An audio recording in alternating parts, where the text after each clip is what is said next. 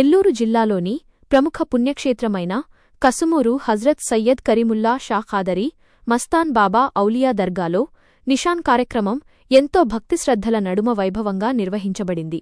కార్యక్రమ ముఖ్యాంశాలు: నిషాన్ జెండా ఆవిష్కరణ, ఫకీర్ల మేళతాళాలు, బాజాభజంత్రీల నడుమ దర్గా ముజవర్లు అందరూ కలిసి ప్రత్యేక ప్రార్థనలు నిర్వహించి నిషాన్ జెండాను ఆవిష్కరించారు. ప్రత్యేక పూజలు, హజరత్ మస్తాన్ బాబా మజార్ సమాధి వద్ద సలాములు, ఫాతిహా చదివింపులు పూర్తి చేసిన అనంతరం భక్తులకు గంధం పంపిణీ చేశారు.